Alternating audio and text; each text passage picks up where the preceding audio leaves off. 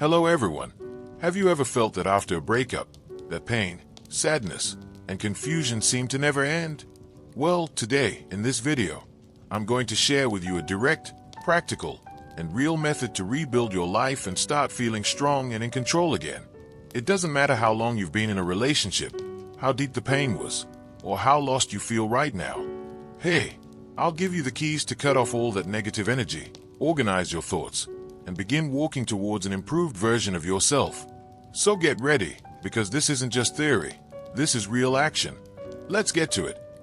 You already know, my friend, if you haven't subscribed yet, subscribe and give it a like. Today, we're going to talk about how to rebuild your life after a breakup. Since I've received news from people who have come out of long-term relationships of more than 10 years, or short relationships of 1 to 2 years, I want to acknowledge that most of you come out lost, directionless, and kind of in a crisis. But the good news is that there are clear steps and concrete actions you can take to move forward and regain control. Next, I will share 6 practical and straightforward points that, if you apply them with discipline, will help you start that transformation. This is not just about ideas, it's about actions that will make a real difference in your healing and growth process. So pay attention and get ready to put these steps into motion in your life. 1. Definitive closure, zero contact, and practical resolution. The main point and the basis for your recovery is to cut all ties with your ex-partner. Settle any pending issues, return their belongings, establish and fulfill agreements regarding children or legal matters, divorce, custody, and block their contact everywhere. If no agreements are reached, set a deadline to return belongings or dispose of them. This act symbolizes renouncing the idea of going back. No information, no contact. This is how your serious rebuilding process begins. 2. Busybody and mind, exercise, discipline, and routine. Your body and mind need activity and structure. Engage in physical exercise, swim, hike, practice boxing, whether at the gym, on the bars, or at home. Just get your body moving, sweat, and channel what you're feeling. Complement this with a strict daily routine. Set schedules for exercise, diet, wake, study, and various activities throughout the day. A busy mind doesn't miss anyone, and having your day planned out helps you avoid falling into nostalgia and obsession. 3. Seek support and redirect your social energy. You need company, but not coming from constant complaining and lamenting. It's not just about venting, but about becoming active. Take on pending projects, collaborate in activities, build other friendships and bonds. Reactivate your social and professional life. Seek out people who enrich you with activities and new challenges. Don't depend on a partner to fill all your voids. Build support networks, strengthen ties with family, friends, and your broader environment to reduce emotional dependency. 4. Take care of your emotional health, meditation, and setting limits on suffering.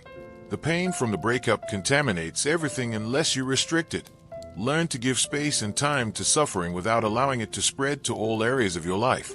Schedule time for it if necessary. Complement this process by cleaning your mind of harmful patterns through meditation. There are many simple and free practices. Meditation helps you deprogram negative ideas, keep your focus, and make daily emotional progress. 5. Study, reflect, and replan your vision for the future.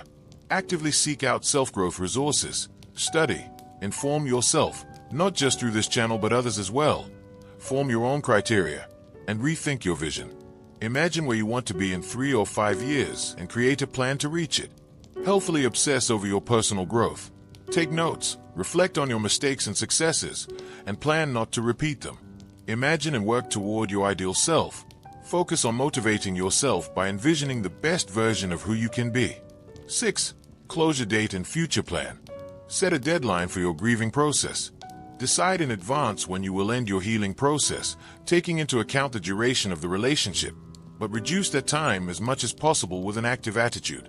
Arrive at that day with notes, learnings, and an honest review of what you experienced and what you don't want to repeat.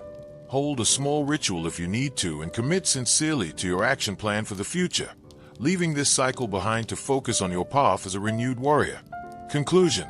Remember, recovery doesn't happen overnight, but if you apply these steps with determination, closing cycles, occupying your body and mind, surrounding yourself with support, reflecting, planning, and setting a final date, You'll be on the path to becoming that better version you've always wanted to be. The process requires discipline, consistency, and a warrior mindset, but most importantly, you decide when and how to move forward. So get started, work on yourself, and prove that you have everything it takes to rise from your own ashes. See you in the next video, and stay motivated during this stage of transformation. You can do it.